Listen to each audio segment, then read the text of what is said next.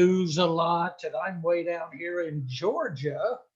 And anyway, so the market is hot all over the nation. I personally train people all over the nation, and I've been outdoor knocking in all 50 states and been successful. But everywhere I go, the market is hot, just like it is in Eugene and those areas out there. So, but what we're finding all over the nation is it is hard to find a good deal because everybody and his brother wants to invest in real estate because real estate is doing so well. So there's all those flip shows on TV, and it just makes everybody want to do that. So it's very competitive out there, but we have low inventory around the nation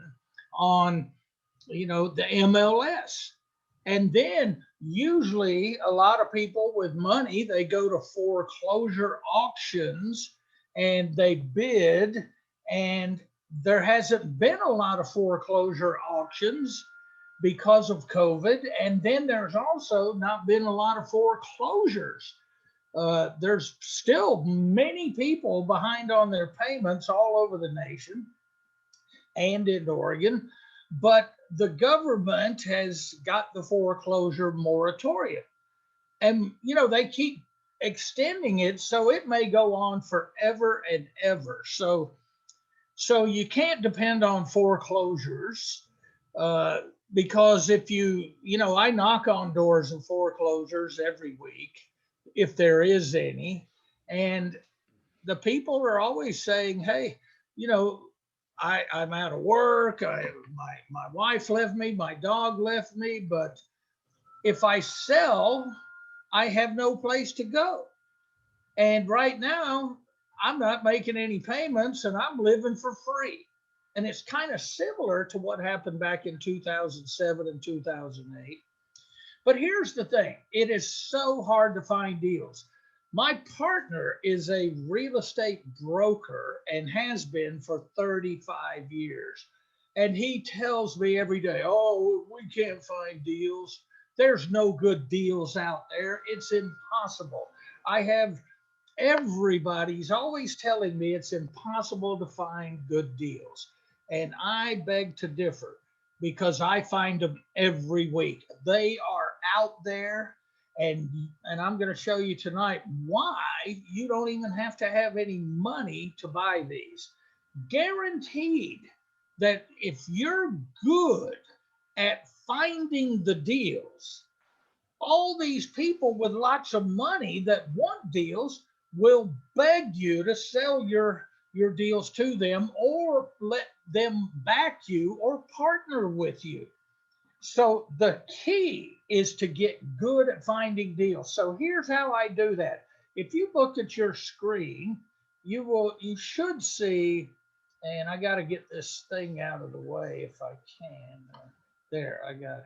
Okay, if over here on the screen, this is what I do every single week. I go to the foreclosure listings, if there is any, and I plot a course of 8 to 10 foreclosure properties. And when I go to the very first one, I knock on the door. You don't have to be a door knocker to do this, but I find it helps. It gives you the edge. So I'll knock on that door of the foreclosure, and I'll ask them. I'll just flat out say, "Hey, would you be interested in selling?" And if they say no, I hadn't made a payment in 2 years, so I'm going to ride this wave as long as I can. Then I always ask them, I'll say, "Do you know anybody else in the neighborhood who's thinking about selling? Or do you know anybody do you know any abandoned houses in this neighborhood?" And a lot of times they'll open up and start talking to you about other properties. So it's a rapport builder. But I ask that to every door I knock on. I ask those three questions. But even if the foreclosure does not want to sell, I drive that entire neighborhood and I write down all the distressed properties in that neighborhood. And so I usually find 3 or 4 more in the neighborhood. Now, that's how I discovered the hidden market many years ago. The hidden market produces way better deals than the foreclosures ever did, because the foreclosures, everybody that's in foreclosure gets 40 or 50 letters from investors wanting to buy their house. So even if you find the 1 out of 10 who may be interested in selling, they've got 40 other people that they can find out if they'll pay more for. So if I make an offer, they show it to other investors and say, can you beat this? So it turns into a bidding war. If I go to a foreclosure auction, I have to outbid what every other investor in my area is willing to pay to get the deal. I have to outbid everybody, so I can't make any profit if I have to pay way more than what other investors are willing to pay. And if I go to the MLS, you make an offer, they say you're going to have to be at or above asking price because we have multiple offers. So you see, this technique that I've been using for years is working gangbusters today, and I'm going to prove that tonight. Okay, so I go to the first foreclosure, then I drive the entire neighborhood. I go to the second foreclosure, I knock on the foreclosure, then I drive the entire neighborhood, and I knock on every door of every home that has no pride of ownership.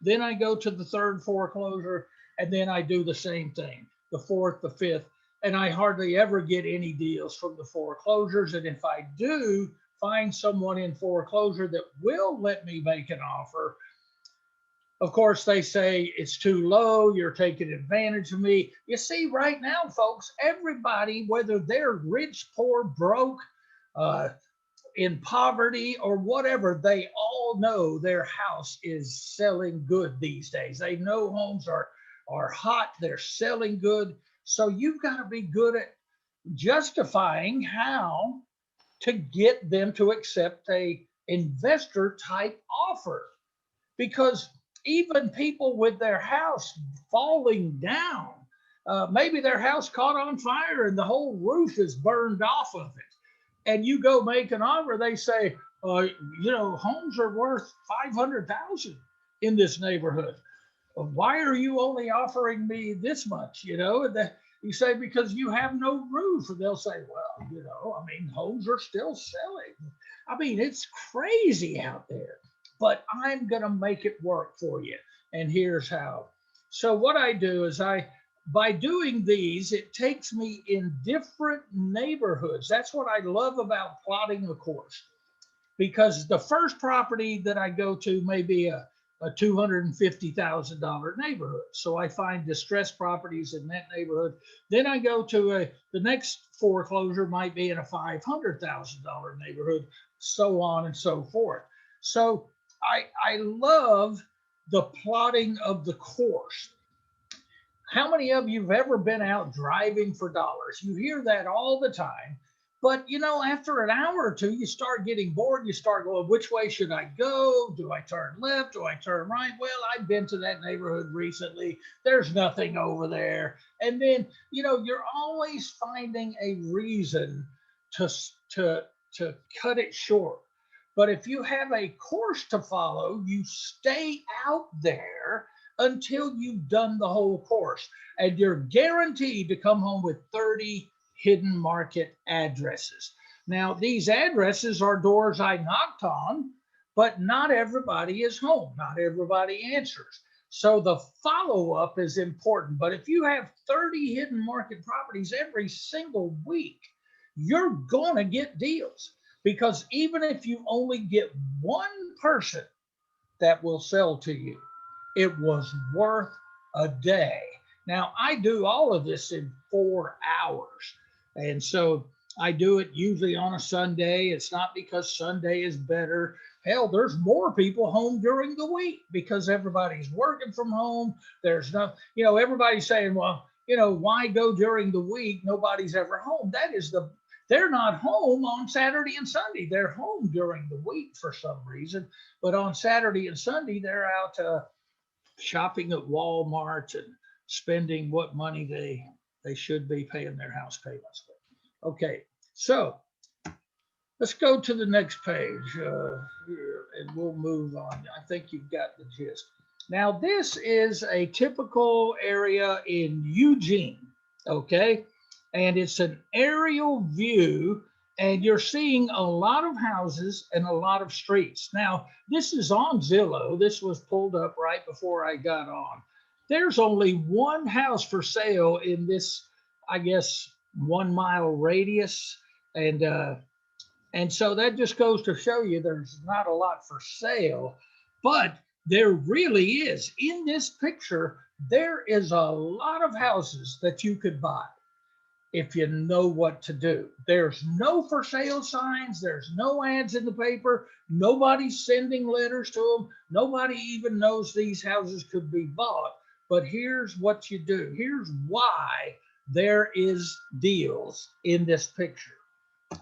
You see, because of COVID, starting last year, there was people that weren't allowed to work. There's people unemployed. There's people going through divorces because they made everybody stay at home, and then we're finding out that we're not as compatible with our spouses as we used to be. So the divorce rate has gone up because of that. And so there's people dying. There's people getting too old. There's people filing bankruptcy because they're just not making the kind of money they were, and they had a lot of debt. So there's a lot of bankruptcies. There's landlords that aren't collecting rent because of the eviction moratoriums. And then there's still code violations because people's houses are looking like crap. I'm seeing more hidden markets in neighborhoods now than I ever have in the past 2 years. I don't know what it is because it's amazing. There's two things happening in neighborhoods. You've got people that have plenty of money and they're going to Home Depot and they're buying everything, and people are upgrading their homes while they're at home all the time. And then you've got people that have no money, and their houses are starting to deteriorate. So, by the way, Grace, I don't know if you've noticed how much the cost of materials has skyrocketed. In my Home Depot, I used to could buy a 2x4 stud for $1.78, and now it's $6.20. That just gives you an idea of how the lumber prices have gone up, and labor too. I'm doing a lot of rehabbing, and it's hard to find people to show up to work on your houses. But if they do, they want more. This house I've been rehabbing over the past 3 months. I mean, I thought about becoming a contractor because these guys are charging outrageous amounts of money for to do a job now. It's unbelievable. Like, for instance, I get 5 estimates on all aspects. So like painting, I've never paid more than $3,000 for an interior paint job, but now the going rate is $4,000, $4,500. So I got 3 estimates for $41, $45, and $4,800. And then I got another estimate for $10,000. I said, $10,000 for painting? They said, well, that's the way it is, man, And I'll say, well, hell, I've got other people that have offered to paint it for $4,500. If you'll meet that price, I'll hire you right now. He goes, oh no, 10,000. That's my price, no matter what. So it's just amazing that always get 5 estimates. Otherwise, you're going to get walked on.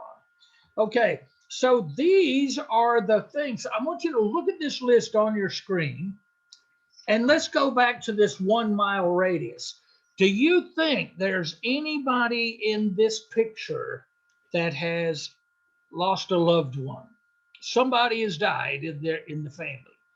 Do you think there's anybody who's out of work right now? Do you think there's anybody uh, who is going through a divorce in this picture?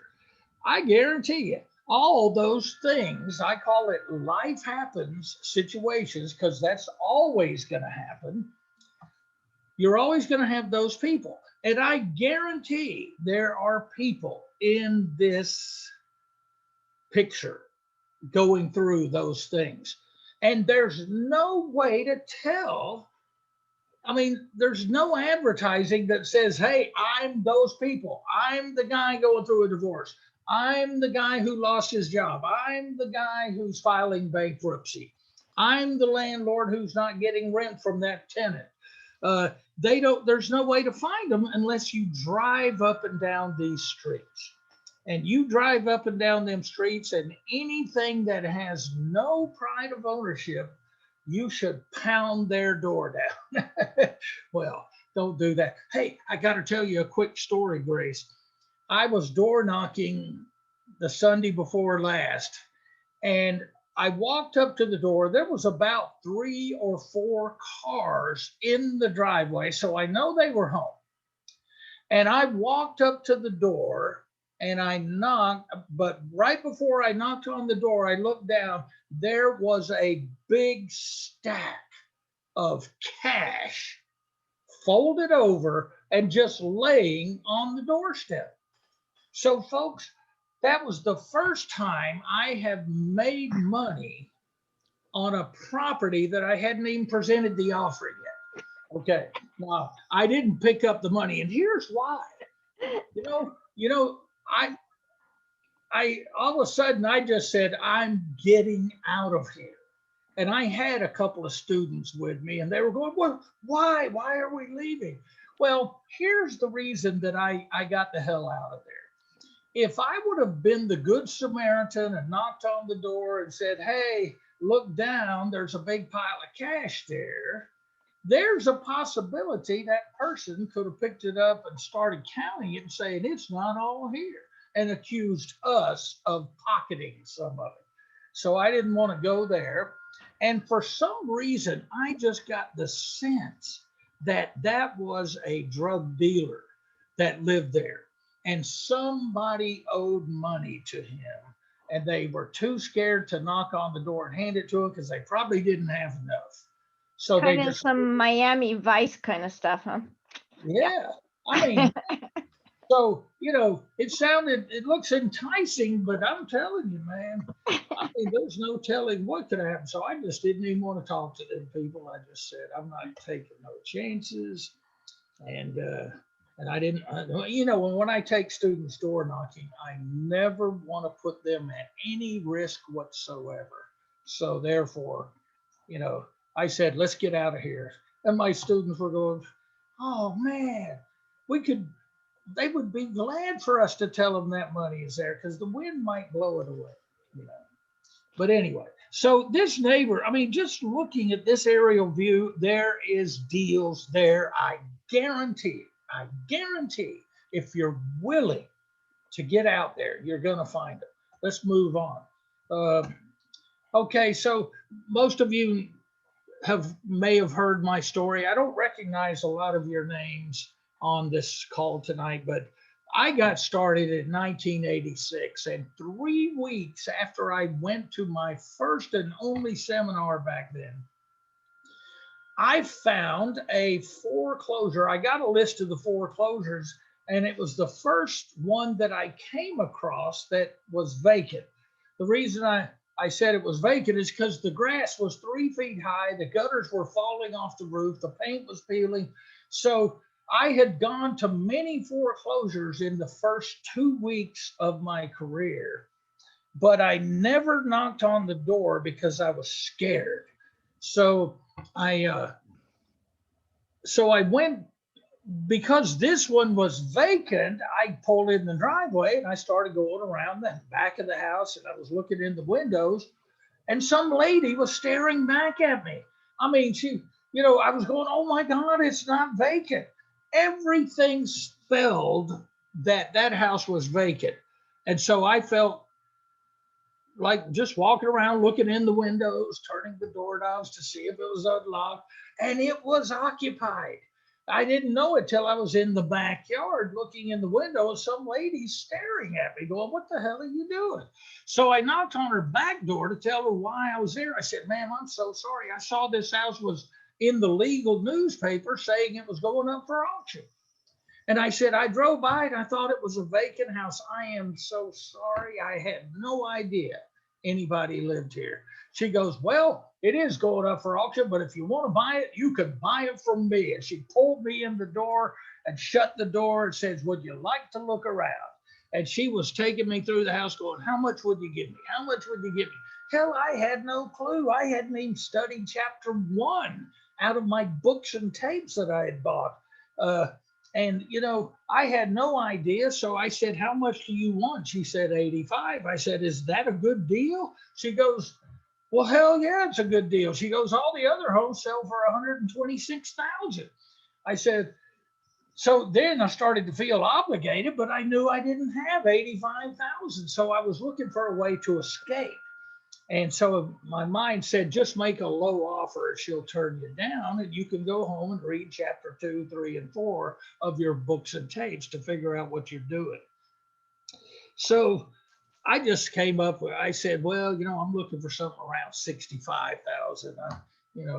85 is a little out of my reach." And she goes, "Nope, 85, that's our price." She goes, "We're going to hold out and see if we can get 85. So I said, "Okay, thank you." And I got in my truck. I'm backing down the driveway, and somebody starts screaming at me. And I looked up. It was that lady chasing me down the driveway. It was on a hill. And I rolled down my window because she came running up to my truck, and she goes, I said, "What is it?" She goes, "My husband said we'll accept your offer." I said, "What offer? Did I make an offer?" And she goes, "Yeah, we'll take 65. And I looked at her. I said, "Well, what do we do now?" She goes, "I don't know. You're the one that wants to buy the house." And I knew I didn't have 65. So I said, "Well, I got to go home. I'll contact you tomorrow." And she goes, "What?" She goes, "We thought you might come back today and let's get this ball rolling, And I said, "Well, I'll see what I can do." I sped off at 100 miles an hour, making sure she couldn't get my tag number because, that scared the hell out of me. I didn't have any money. I didn't know what to do. But anyway, so I ended up studying the books and tapes as soon as I got home because it was called How to Do Deals Without Money or Credit. So I'm looking, I knew I didn't have 65,000. So I looked just for the chapter that told me how to do this with no money. And it talked about selling contracts and wholesaling and taking over the loan subject to. So I ended up going, practicing. I just said, "Hey, I'm going to practice writing an offer." So I went to the chapter on how to write an offer. I wrote up an offer, but I was too scared to go back over there and present it. But my goal was to sell the contract, but I was too scared to go present the offer. So I was going to call the lady and tell her I was just kidding. Go ahead and sell it to someone else because I'm not interested. But her phone number had been disconnected because she was in foreclosure and didn't have any money. So I knew I had to go tell her because she thought I was buying her house, and I felt guilty that her home was going to go up for auction and she thought I was going to buy it. So I went and knocked on her door, and she goes, "Where have you been? I thought you were coming back 2 days ago." I said, "Well, it took some time, but I got a contract." Well, her and her husband signed it. I ended up buying that house, fixing it up. And I didn't have any money to fix it up, but what happens, I got my father to put up the money for the back payments. and I took over her loan. I just brought her loan current and it cost me, the whole thing cost me $6,032. My dad loaned me $7,000, and I had $900 left over out of that money to fix up this house. So I just bought a bunch of paint and painted it. And I scrubbed the cabinets and I scrubbed the appliances. I shampooed the carpets. I scrubbed the kitchen floors. And that was the best I could do. And then it was 1987, February, and the interest rates were double digits. So nobody could really afford to buy a house. So putting it on the market was not the right thing to do. But my books and tapes said, why don't you refinance it and do a cash out refi? I was able to refinance it at 9% fixed rate interest. They gave me an 80% loan, and I got a check for $27,678. And that's about how much I was making at Lockheed every year. So I made a year's wages on my very first deal. Did I quit my job? I wanted to. Everybody else was saying, don't quit your job. That's beginner's luck. So I ended up taking that money. I split it with my dad 50-50. He got 14, I got 13.5. I went out and found another deal right away, and all I needed was 5,600. My dad was begging me to let him put up the money. I said, no, I've got my own money. So I bought my second deal for $5,800. I fixed it up. I refinanced it, pulled out 17,000 out of that one. And then I did a third deal, but the bank wouldn't refinance it because they said, you've got too many loans. He goes, if all these go vacant, you're going to go, you're just going to leave us holding the bag. So they wouldn't let me refinance my third one. So I put it on the market and I sold it. And I made 52,000 profit.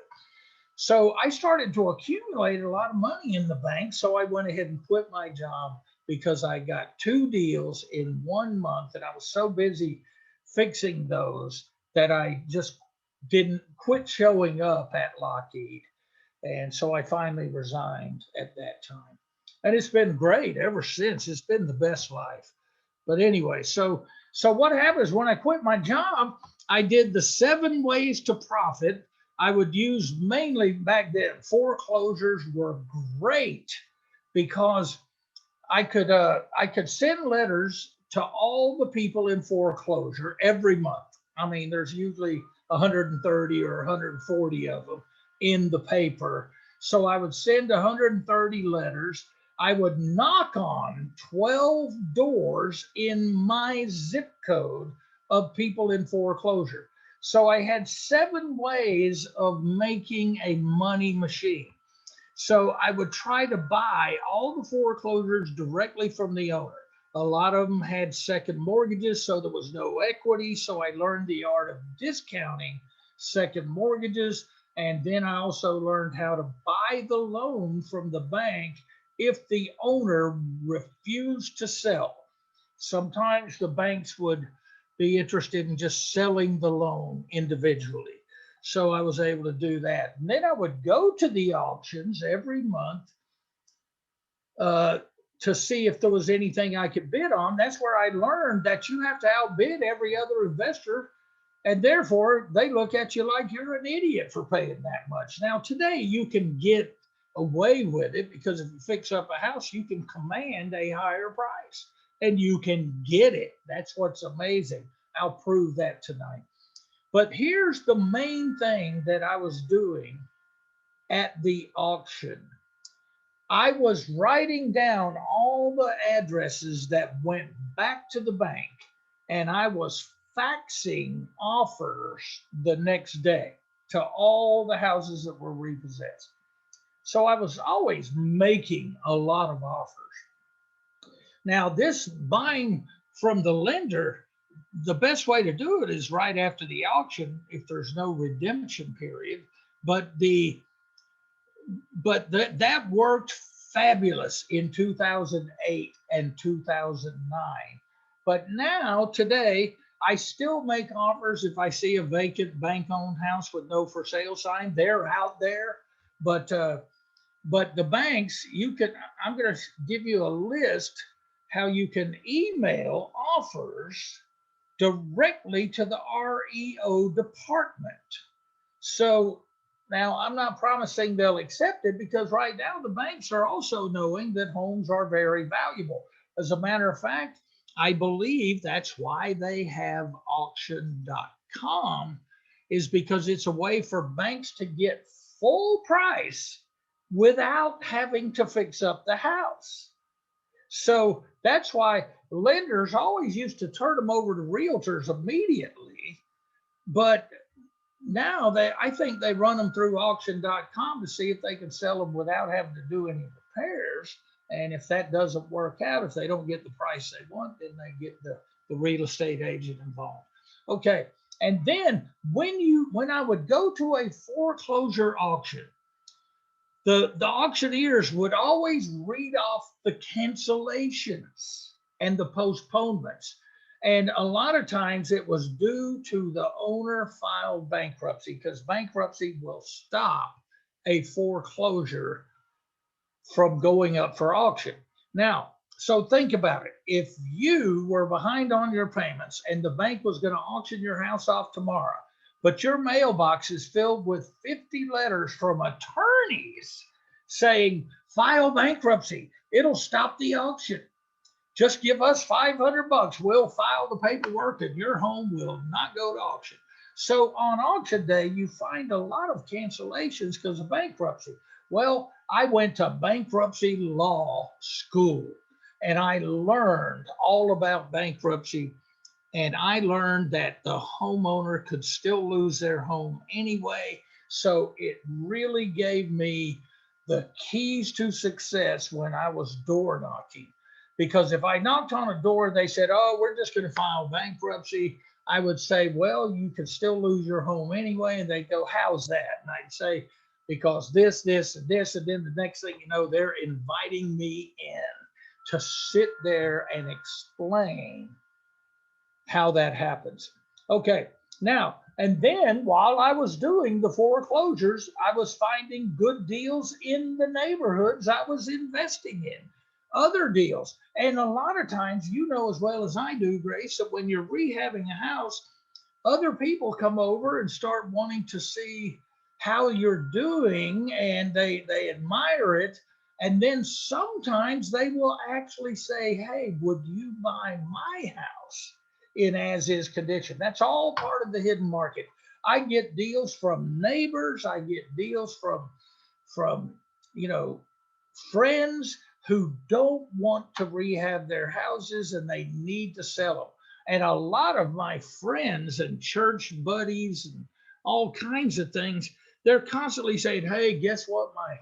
My father died and I'm the executor and none of us kids want to fix up the house. Would you buy it from us in as is condition? I'm just getting overloaded with deals.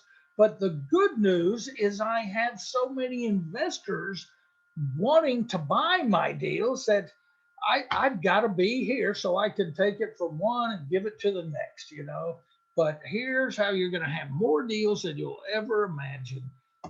Here's how it works. Now, here's the auction at my place. I'm hoping the auctions start up. This is in my county. The guy with the circle around his head is the auctioneer. This is where I learned to sell my contracts. I was always out in the neighborhoods getting deals, and I would go to the auction and sell the contracts because all these people have to pay cash for houses. So not everybody, there's a lot of people with a pocket full of cash, but no deal. Similar to the guy on your meeting tonight who has $1 million in his pocket, but he has no deal.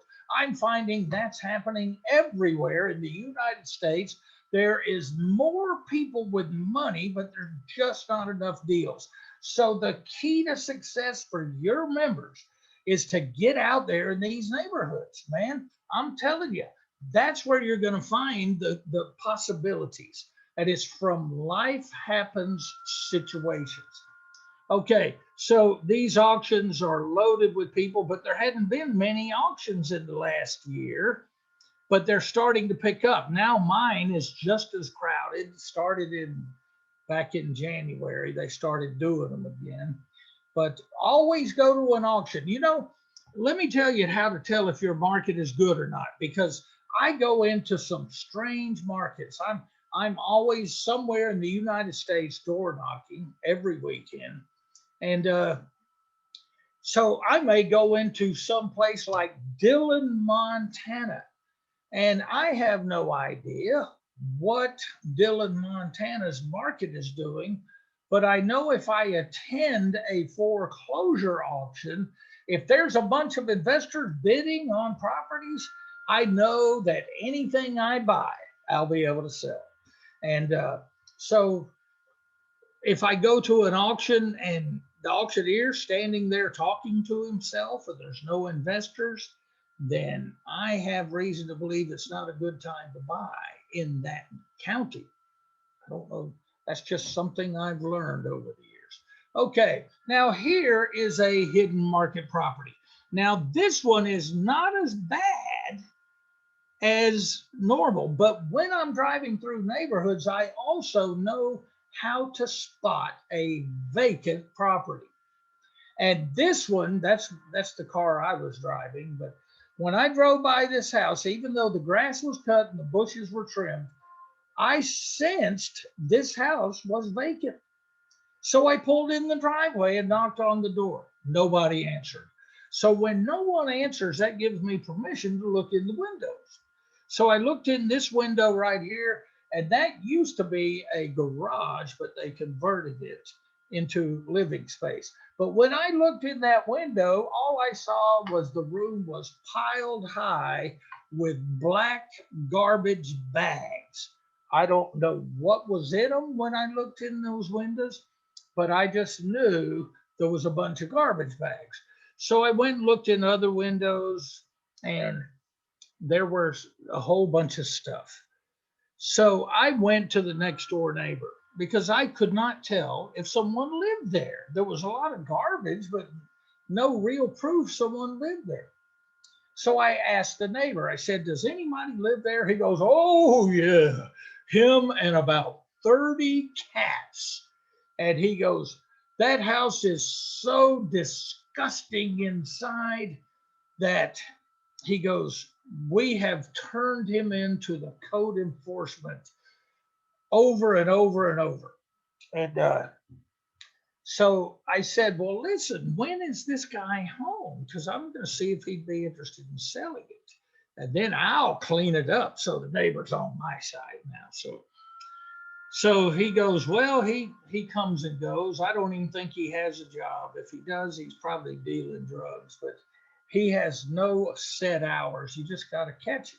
So what happened, folks, is this is the key to follow up. You see, when you do the hidden market system, you're going to find so many deals, you're just going to get lazy and not follow up on the ones. You know, if you get 30 hidden markets on your list and you get a deal that day, you're not worried about the other 29. But you must follow up. Here's a good example. I went back the next day to knock on the door. Still no answer. I went back the next day. No answer. I left notes on the door, but no answer. But I went back 2 days after that. So this is 5 days after my initial, and he was home.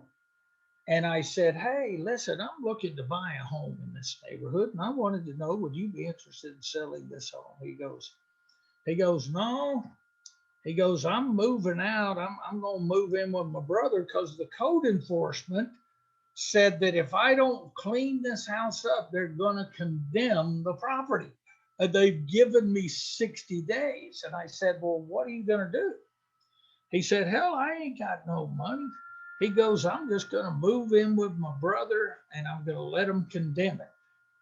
I said, hell, it doesn't even look like it needs to be condemned. He goes, I said, would you sell it? He goes, well, I don't think you'd want this house. And I said, why not? He goes, because the inside is so bad. He goes, I'm ashamed to even let you see it. I said, well, I've seen a lot of houses. I said, let me see it. Come on. So he goes, all right, I'll let you in. So, and we went inside, and when you have 30 cats, you don't know the difference between rats and cats. And there were things shooting out everywhere, cats and and I'm sitting there. I mean, as soon as I walked in the door, there were roaches falling on my head, and there were cats running everywhere. I was terrified. But those big garbage bags I told you about, that was all garbage. He could not afford garbage service, so he just threw them in that room right there. And that was 30 or 40 weeks worth of garbage. And no wonder the house was filled with roaches. But on the outside, it looks good. But anyway, so when I went, I saw the kitchen, and the kitchen sink was actually, it had been leaking for years, and it had caved in, and it was hanging, it was probably 8 inches below the floor level. And the toilets, both of them were the same way. I got to take a sip of water.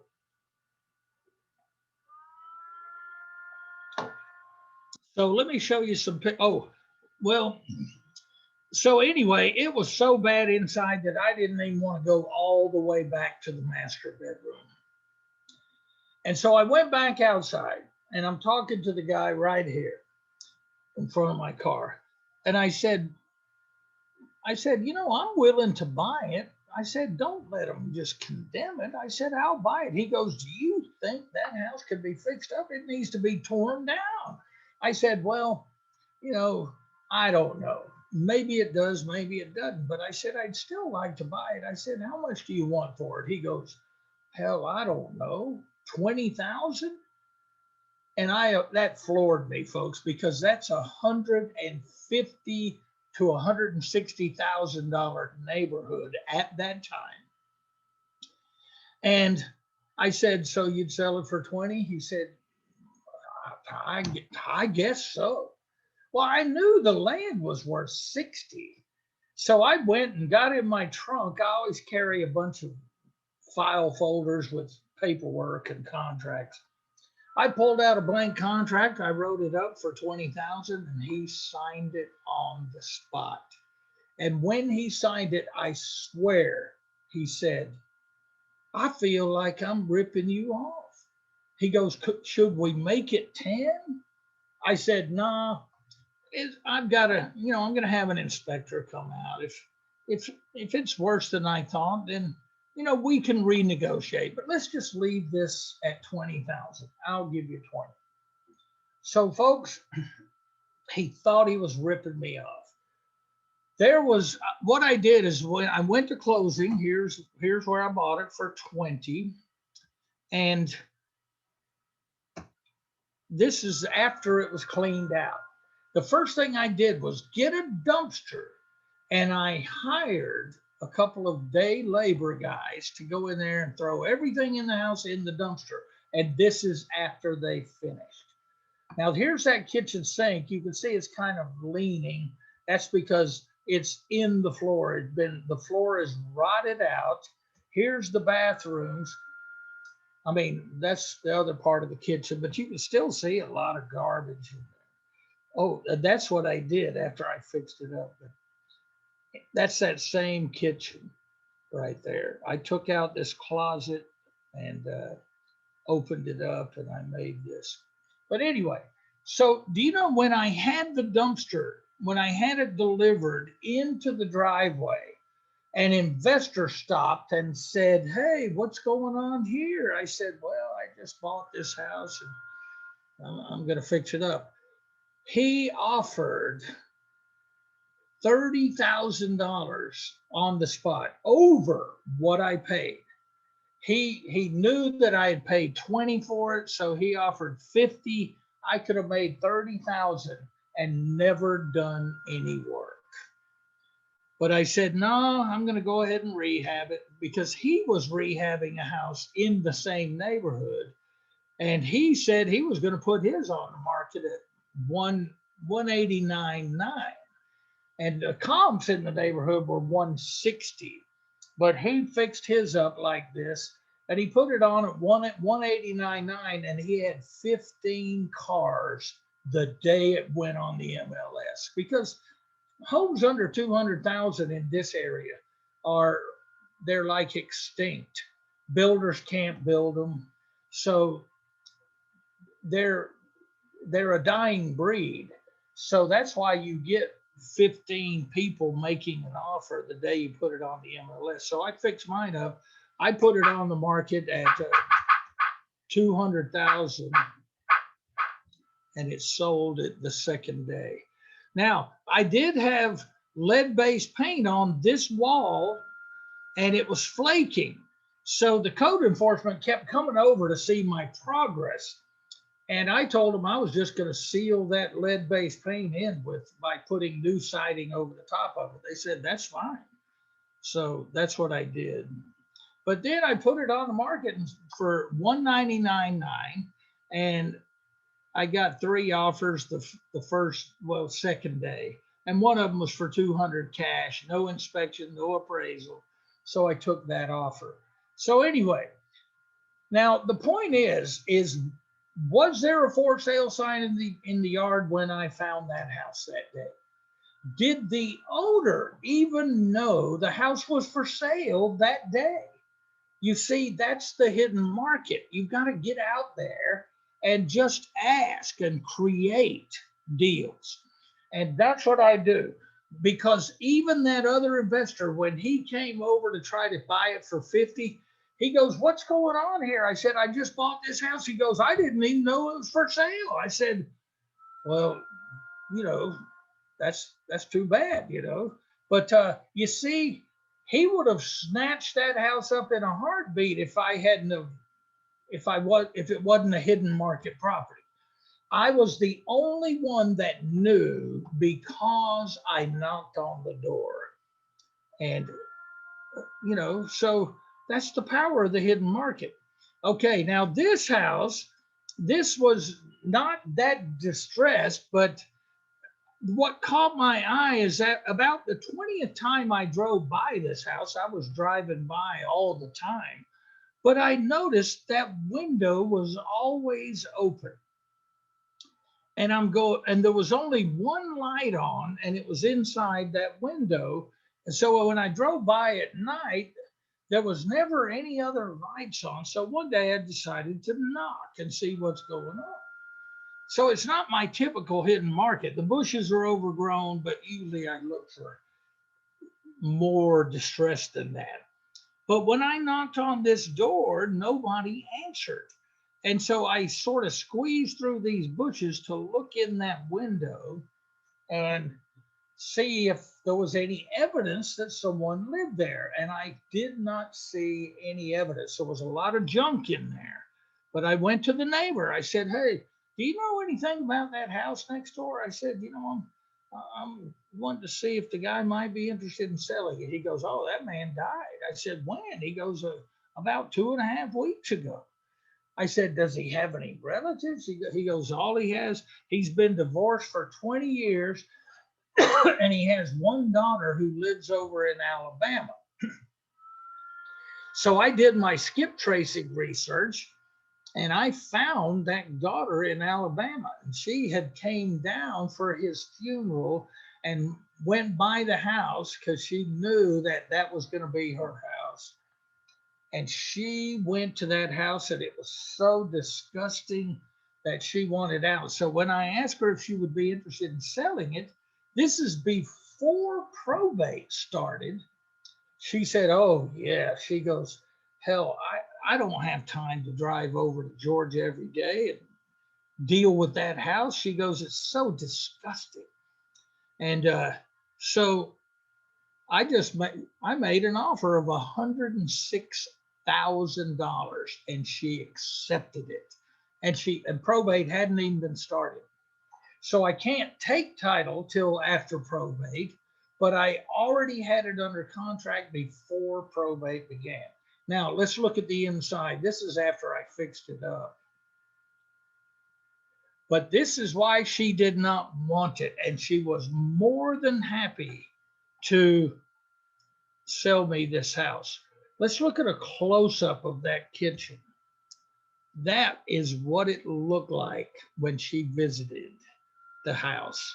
And the toilets in the bathrooms were just as filthy. Now, you and me, we love this. Grace, if you go and make a lowball offer on houses that look nice, they're going to look at you like you're crazy and they may shoot you. But when I make lowball offers, it's on houses like this. And the people say, whoa, thank you. Thank you. Are you really going to give me that much money? You see, this, that's what that girl was saying. It's so true. This was a And 270. I'm looking at that stove. That's a great stove. Yeah, this is a $275,000 neighborhood. And she sold me the house for 106 because of this. There's no cabinet doors on it.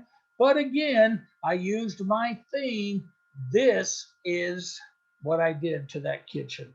Now, this, I know this looks like the other kitchen, but that's just the colors I'm using these days. Remember, the other kitchen I showed you, the sink was right here, and there was no floating shelf. So I just use the same colors these days because it's working for me. Now, this deal, this is the one I just finished rehabbing and I just put it on the MLS and I just got a full price offer. I had 3 offers and one of them. Now, I put this house on the market for $450,000. And the neighborhood comps were 375 to 400. That's what's going on today. Is you can ask a higher price and somebody will buy it. Now, the first offer I got was for 440 and I counter offered at 447 and they accepted, but they backed out 3 days later because they found a cheaper house. But here's what it looked like when I bought it, and it had code enforcement liens. But what happened is the guy died, and I got the deal before probate because right after he died, I was already on it. And this guy had no relatives. And I did some skip tracing and found his mother's sister in Colorado. And I said, hey, I don't know if you remember Perry Gibson, but he died. And she goes, I'm sorry to hear that. She goes, I haven't seen him in 15 years. And I said, he has no relatives and he has no will.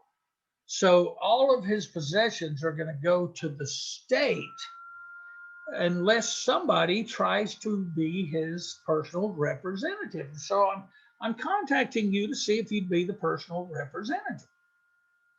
She said, I'm 70 years old. She goes, I'm about to retire. I hadn't seen him in so long that I wouldn't know what to do. I said, well, I will buy that house if you will apply to be the personal representative and you will get the money for the house. And so she said, well, how do I do that? I gave her the number of all the probate attorneys in the state of Georgia. And so she called them and she called me up and says, hey, guess what? They said I can do it. So they're sending me some forms to fill out and I'm going to apply to be the personal representative. So I said, okay. So here's what happened. I went ahead and she said that she goes, there's no way I can come there. And the house, all the guy's stuff was in there. So she gave me written permission to go in there and start cleaning it out and getting rid of the food and garbage and all that. And she even got a dumpster for me. So I just sort of was her boots on the ground caretaker. And she never wanted to come here and deal with this. I said, what do you want me to do with this furniture? She goes, can you give it to charity? I said, okay. So anyway, so I cleaned up the house a little bit. I got rid of the bushes on the front and pressure washed it. And this is what it looks like today. Now, I put $90,000 in it. Those other two houses, I only put 60,000 into, but this cost 90 because of COVID. And plus, this is a bigger house. Now, I made the offer to that lady for 126,000. The comps were 375 to 400, but she knew it needed a lot of work. I took pictures and sent them to her. So she said, yeah, I'll take 126. So I just put it on the market 3 weeks ago at 450. I had an offer of 440, countered at 447. They accepted, then they backed out. I got another offer at 415 and I countered at 445 and they ran. And then I just got it under contract for full price, 450, 10-day inspection, and it's supposed to close in May. So anyway, so that's the power of the hidden market. Now, let me tell you the story about this lady. It turns out that she went ahead and was approved to be the personal representative, and she not only got the 126,000 for the house that I paid her, but the guy had $100,000 in the bank. So just because I contacted her, she got 226,000. What a retirement gift for her. Now, in today's market, folks, you go around telling people you get houses for 126, it's worth 450. You get a house for 20, you sell it for 200. You get a house for 106, you sell it for 275. You're making $100,000 profit on average. You would think that we were taking advantage of people, but did that lady, does she feel like I took advantage of her? No. Did the guy who was going to move in with his brother and let the place condemn the property, did he feel that I took advantage of him? That guy still thanks me today. He drives by and says, thank you. He goes, I can't believe the miracle you did with that house. And you know, these people, I mean, we're not taking advantage of anybody. We are helping them. And there's lots of people out there in neighborhoods like this. And so also the hard part today is everybody thinks, even if their house, well, first of all, you've got to find houses that need work. And there's plenty of them out there. That's the only way you're going to get houses below market value or have a chance. Now, if you do find someone that wants to sell, then they think their house is worth full price. They're like the banks. They're like auction.com. They think the house should still sell for full market value, even though it needs 100,000 in repairs. So I can't play that game. I have to do it the way I'm doing it. And I'm going to continue to do that for the rest of my life. The hidden market is, there's no competition. On all those deals I just showed you, did the owner even know the house was for sale that day? No. If the owner doesn't know, how could any of your competitors know that house is for sale? It's because there's no for sale signs in the yard. There's no ads in the paper. Nobody even knows these homes could be bought. Now, here's a property real quick I just want to go over because I do train people hands-on.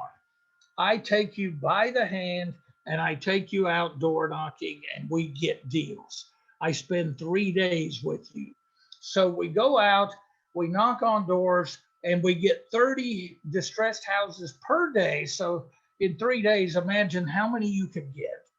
but you're going to get at least one out of that.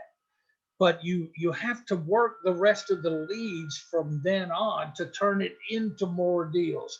And I was working with a student, and he wanted me to take him door knocking, and we found this deal, and he was mad the day we found it. I'll tell you why. But what happened is we purchased the house for 68,000, and we put 26 in it. But here's how it happened. The student asked me to take him door knocking and paid me a fee. He wanted to knock on foreclosures. But what I found a hidden market on the way to a foreclosure. I said, hey, let's stop at that house. He said, I paid you to take me to foreclosures. Why are we stopping at this house? I said, because the house is distressed and there's a U-Haul in the driveway. He goes, you better not be wasting my time. So I went and I asked the guy, are you moving in or moving out? He said, I'm moving out. I said, do you mind if we look through the house? He goes, I asked him if he wanted to sell it. He goes, I'm just a renter. I said, oh, you're a tenant and you're moving out? He goes, yeah. I said, do you mind if we look through the house? He goes, go ahead. It's not my house. So we walked through the house and it was trashed, man. It needed a lot of work. So I asked the tenant for the landlord's number. And I called, and it was a lady that owned it. I said, listen, we see your tenant's moving out. Are you going to fix it up and re-rent it, or would you be interested in selling it as is? She goes, what do you mean fix it up? I said, oh, you haven't seen it? She goes, not in a long time. And she goes, does it need work? I said, oh, God, it needs about $25,000, $30,000 worth of work to get it rent ready.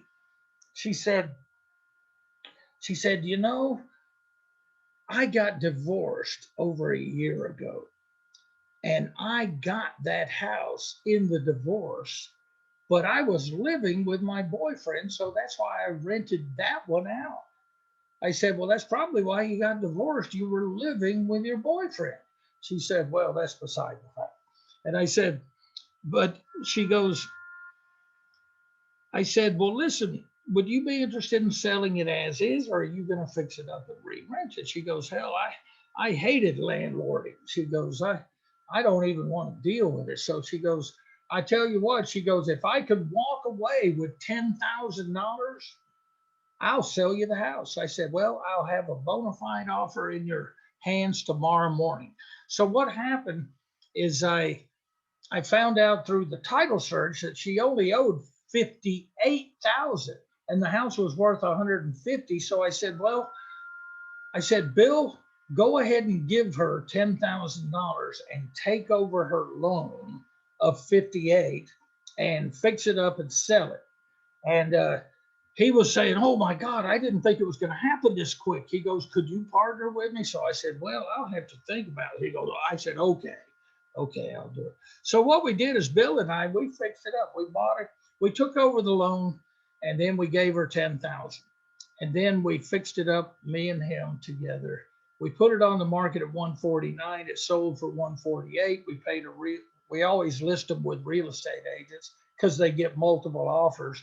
But we got a 5% commission, and Bill and I split a check for 76.6. Now we put 26 in it, so we netted, we both made 25 each, basically. But here's the house. Now, folks, when we were driving through that neighborhood, was there a for sale sign in the yard? Was it on Craigslist? Was it in the newspaper? No advertising.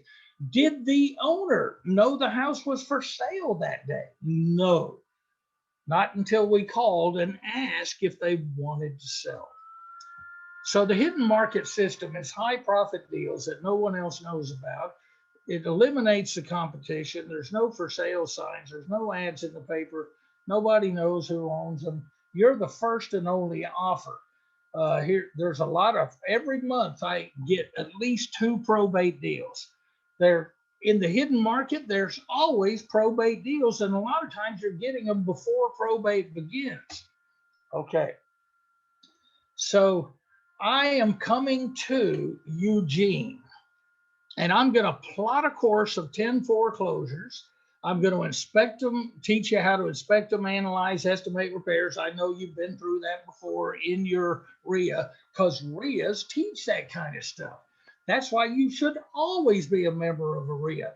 I was a member of the Georgia RIA when I first started investing, and nobody else can help you to get started in real estate like a RIA can. But my training agenda is where I plot a course, but I take you out to real houses and we knock on doors and we offer to buy them. And that's when we analyze, inspect, and estimate repairs on houses we're going to buy. Okay, so we write the offers and we do title searches through courthouse records to see if there's any liens or federal tax liens. But we make offers during that 3-day training, and then we sell it. We sell it either through Grace or we sell the contract through other investors, which I show you how I get them.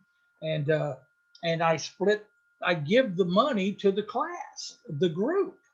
So, if there's 10 people, then you split the finder's fee. And the finder's fee out there should be approximately $10,000, I mean, not finder's fee, but, the wholesale fee. Okay, now, this is one of my students that she said, I've been so afraid to quit my job and do real estate full time that I went part time for a month. She was a nurse. It says, Gary and I now have so many rehabs under contract that I need to dedicate this as my full-time business. So Friday, I quit my job. The most amazing and scary thing is we now have other people giving us their money to partner with on these deals. Just today, I had an investor give me $170,000 to buy and rehab a house. Now, folks, let me tell you, the reason people are giving her money is they want to be in on her next deal.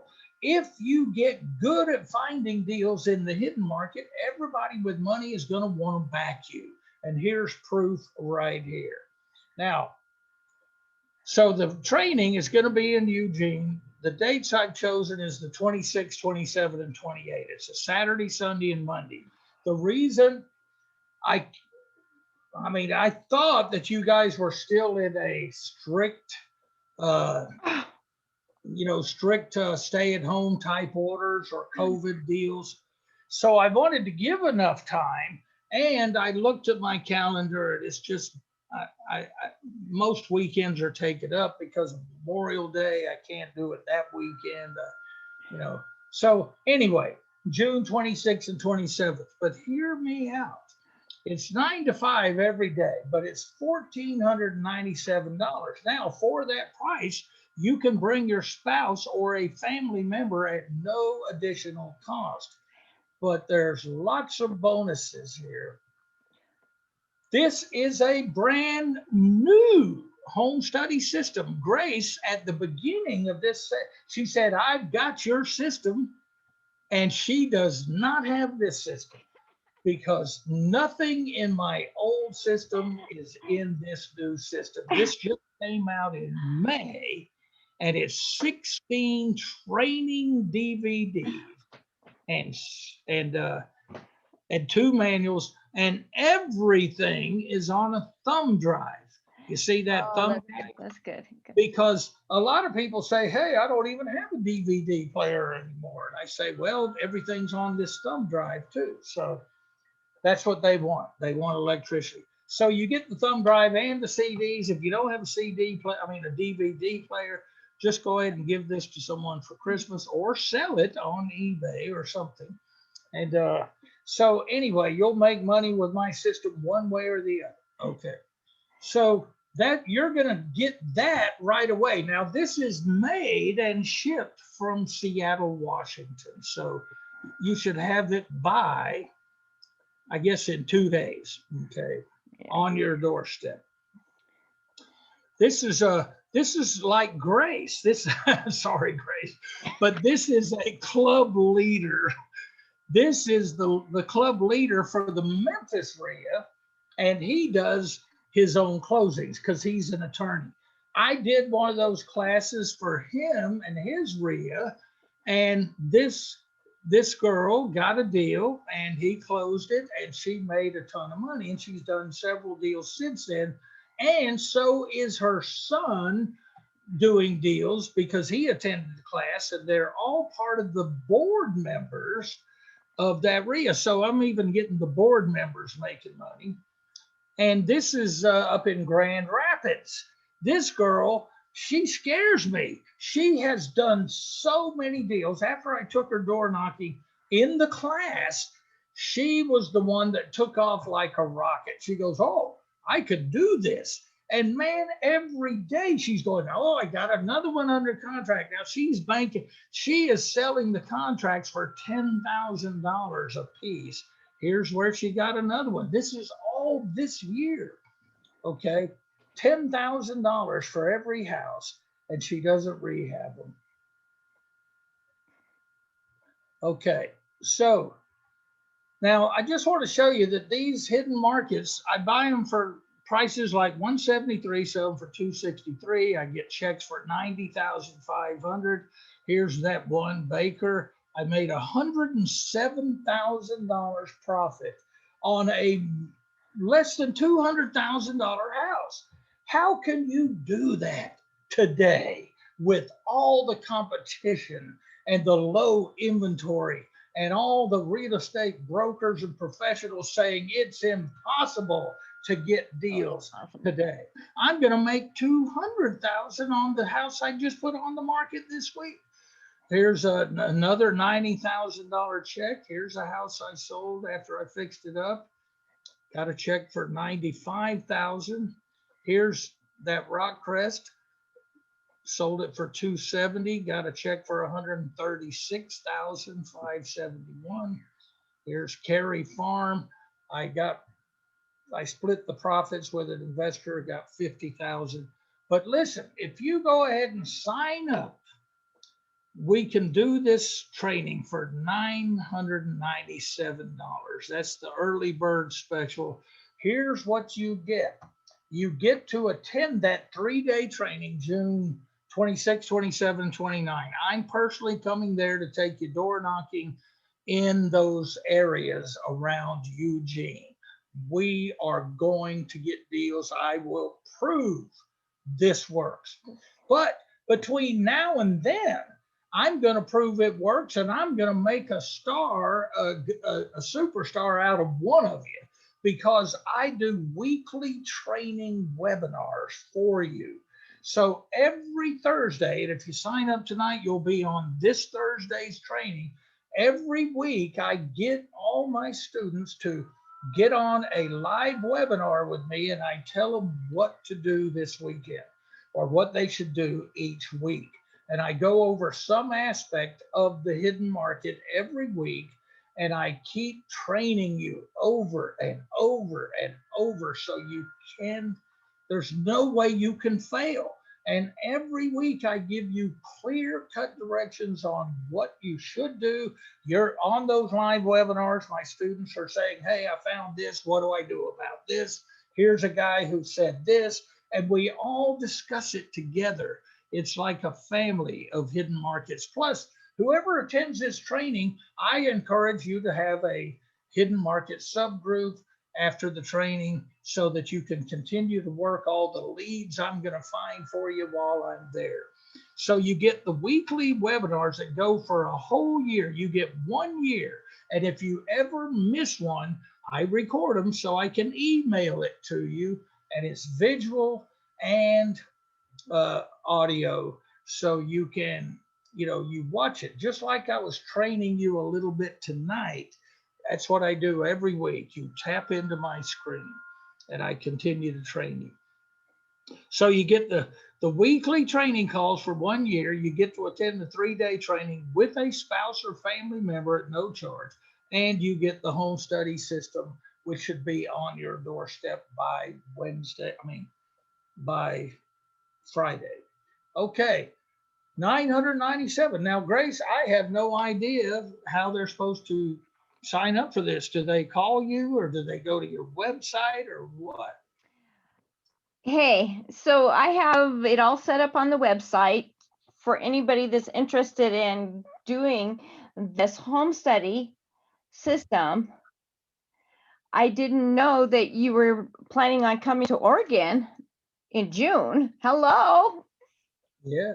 Now, I didn't know that. That's my birthday weekend, and I have some like party plans that weekend. well, nobody has signed up. So what we can do is we could move it after the week after or the week before or something. Oh, so What would you like? yeah. So if we could do it like a couple weeks later in July, that would be great. Um, Tony, I did the bus tour with you in Portland, and I think it was 2017. It was awesome. It was amazing. We did the 3-day weekend together. I learned so much. You taught us, those that were there, how to, what systems to use to gather information on property values, what systems to use on finding people and all that kind of stuff. And it's been the footpath launching pad to the success in my career on doing finding homes in the in the market that nobody knows about. And I think this is what's most important in real estate investing. Yeah, so but I mean, if you want to do it the weekend you said, I just won't be able to be there the whole weekend, but just okay because I already know how to do this, so it's cool. But but Could you come any of the days? sorry. The main thing is, could you come any of those days, like one or two of Oh, them? just two out of the three. Yes, yeah. I'm in Rotary, and I'm hosting a Rotary party on one of those days. Okay. Yeah, not my Well, house.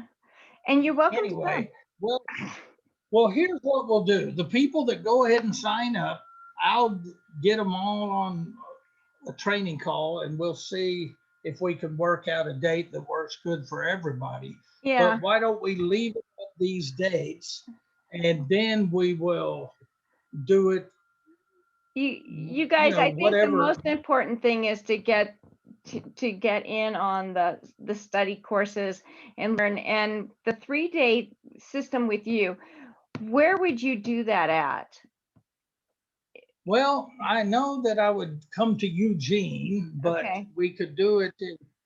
I guess I would take Okay, so we the need to do in July. I the just have to say, students. because we have a big event coming in June at that point time, which is the track. Eugene track is Yeah. huge. All the hotels are sold out for the whole month of June. So it'd have to be in July Oh, for us to do okay. your event. That Yeah. sounds good. Yeah. And I'm looking, that's Okay. why I'm going to start the meetings live in July. Why Yeah. don't we do the first weekend after the 4th of July Yes. weekend? Yes. Yeah. So Yeah. that would be okay, folks. So the dates will be uh, July 10, 11, and 12. Yes. Those would be July great 10, dates. 11, Yes. and 12.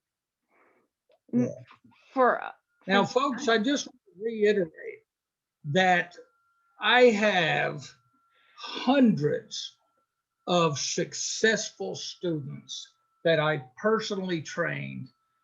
I'm There's no BS about me. Mhm. I really do train people. There's no salesmanship about me as far as, you know, giving you a bunch of, blowing smoke or anything. I am really the guy that says, look, let's go out. Here's a house. Here's how you do it. Let's buy it. Let's make an offer. And Grace, the reason people, if there's anybody in your group that is not successful, it's because of fear. It's the fear that they're afraid to make an offer because they know they don't have the money. They're afraid to make an offer because they're afraid there's going to be a federal tax lien they didn't know about. They're afraid they're going to make an offer and nobody's going to fund it for them, or nobody's going to buy the contract. They're afraid there's going to be a major rehab problem or foundation issue. And during my trainings, I get them over those fears. I have been very successful at and that's why I do these trainings in person. Because if you witness a deal from start to finish and you're a part of it, but someone else is taking all the risk and running the show at that time, then it will convince them that they can do it. Because I've had so many students that say, Tony, I find deals all the time, but I cannot make an offer knowing I don't have the money to back it up. Yeah. So they want someone to come up and shake them and grab them and say, I swear to God, I'll put up the money. But we can't do that.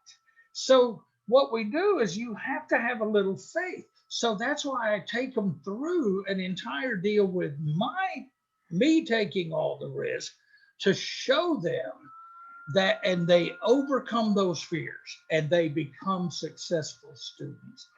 I have Okay, people that I'm are done. saying they don't see the sign up on my website. On Thursday night, I'm going to do a recap on this meeting to help people sign up for this event and get the program.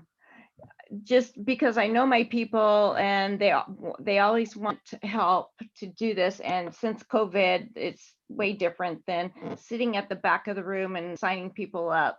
So that's what I'm doing. Jens, that's what I got for Thursday night. And if you can't sign on Thursday night, I will be happy to help you. There's several people, Bob, JW, Tammy, and several people that want to get more information to sign up or help and that kind of stuff.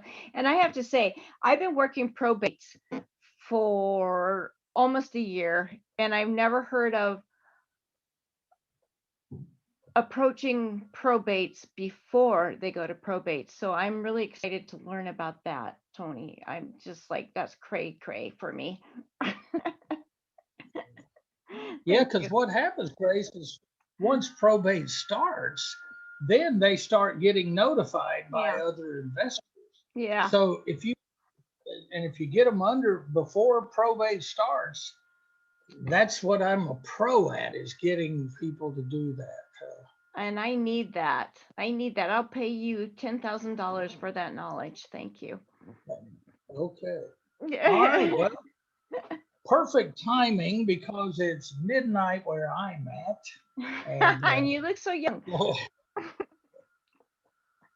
But anyway, thank you for the opportunity, and thank you for everybody who was attending. Thank you for joining in, spending your time with me. Everybody that's interested in learning more, please reach out to me either by email or on Thursday night's meeting so we can group together and get this going and get this all set up.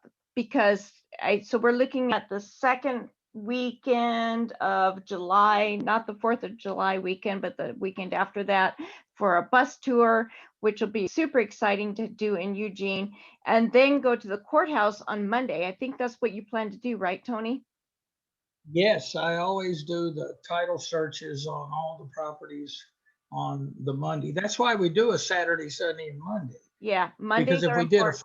Friday, if we do Friday, we go to the courthouse before we find the deals. And I like to find the deals, so we do the research on the Monday. And I have to say, I totally like your system of finding the houses that are in the neighborhood of the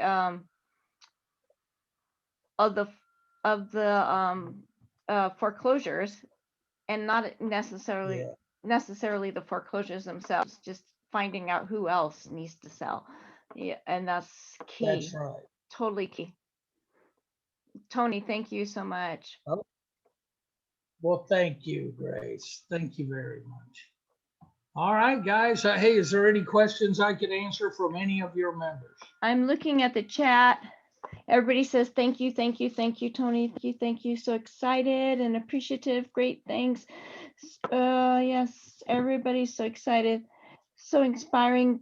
gotta go because I have to wake up at 4 a.m. You kept somebody up late. I'm just saying. Yeah, everybody. Yeah, thank you, Tony. And I'll get back to you then Okay. on Friday, okay? Okay. That sounds good. We'll see everybody later. Bye bye. Thank you. Bye-bye.